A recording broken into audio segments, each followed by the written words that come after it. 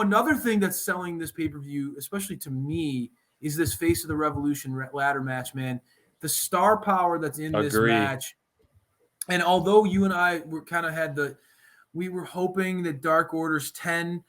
We love ourselves some 10. We had an opportunity to interview 10 on our show. Great guy, great person outside the ring, and a guy who obviously JR was talking up what a big man he is, what a hoss this guy is, and just him fitting in that landscape of the ladder match with Hobbs, and seeing him going there with Keith Lee and the War Dog would have been crazy from a size perspective.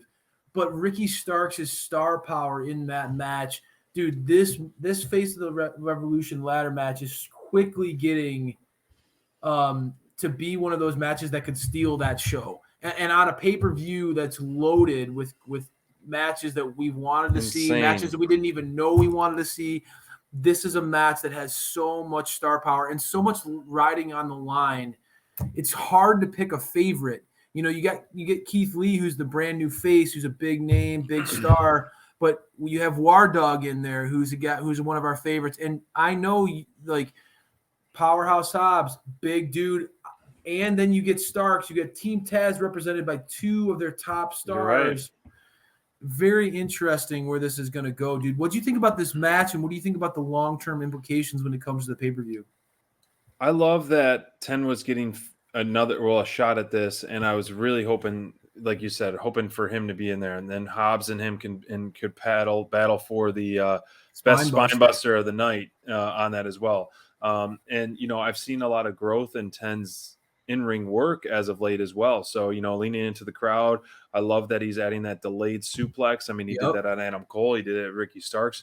I mean, his match against Adam Cole on Rampage was fantastic in my opinion. I think it was one of his better singles matches, and one that I felt like he really should have won. I mean, he out-wrestled him, he outpowered him, and then this was a surprise ending. I honestly thought that 10 was Starks ready, man. I thought he was going to win, and then Starks, pulling on the mask and then gets that spear for the win.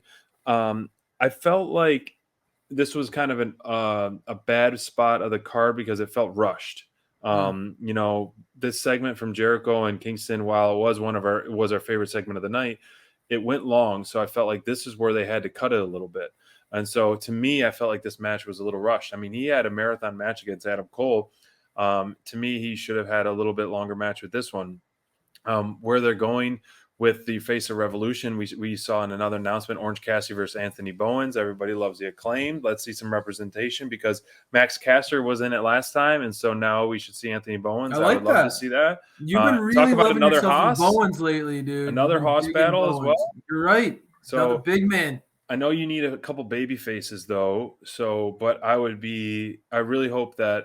I mean, Bowens beating Orange Cassidy in a one-on-one match would be one of his bigger victories. Absolutely. So I feel like, I mean, you're right though. Babyface, star power, they could inject that match and Orange Cassidy would work well in that format. I think, imagine him going toe to toe with a Keith Lee. Keith Lee. Think about how far Keith Lee could launch him. Oh my gosh. Just there's a lot of potential there.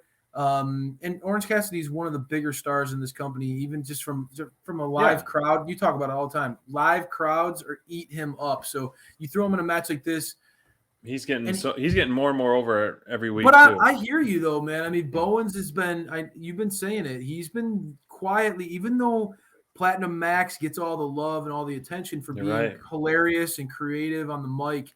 Bowens is really starting to stand out in a good way for the Acclaim. Mm-hmm. So that's going to be a good matchup, man. Can't go wrong with either one. Another like this match, I felt like you couldn't go wrong either way. Starks or 10, either outcome would have been great for the pay-per-view, right? Yep, agree. And both ones for that. And so I'm wondering, did they announce it's going to be 6 contenders? And so we have our 5th being added and then potentially one more. I mean, we're on the road to Revolution. Revolution is 13 days away, or I don't know the remember exact, but very, very soon. So it's in 2 weekends. So